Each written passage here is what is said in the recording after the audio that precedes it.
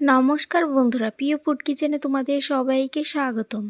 আজ আমি রান্না করব ডাঁটা চচ্চড়ি। তাই কেটে নিয়েছি ডাঁটা, আলু আর কেটে নিয়েছি কাঁঠাল দানা।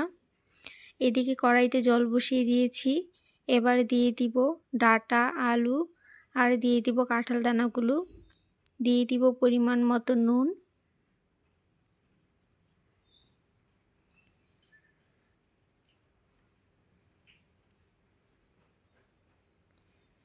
এবার ঢেকে সেদ্ধ করে নেব।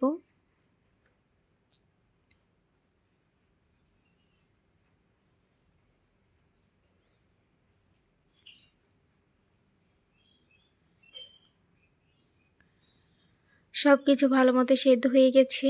এবার নামিয়ে নিব।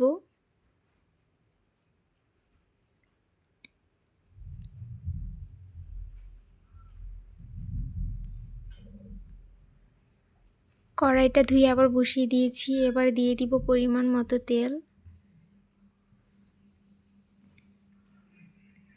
দিয়ে দিব পেঁয়াজ কুচি। পেঁয়াজগুলো এবার ভালো করে ভেজে নিব।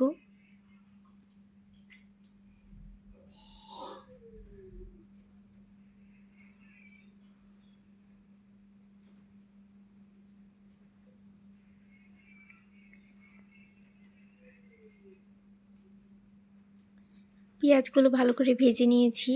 এবার দিয়ে দিব সেদ্ধ করা ডাঁটা আলুগুলো। এবার দিয়ে দিব অল্প করে হলুদের গুঁড়ো।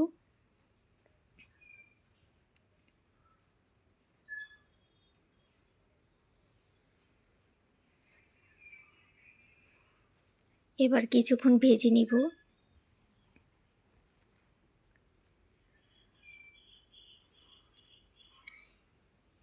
ভেজে নিয়েছি। এবার দিয়ে দিব সর্ষে আর কাঁচা লঙ্কা বাটা।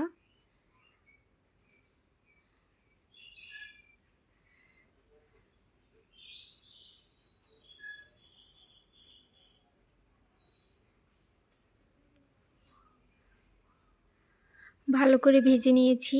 এবার দিয়ে দিব স্বাদ মতো চিনি।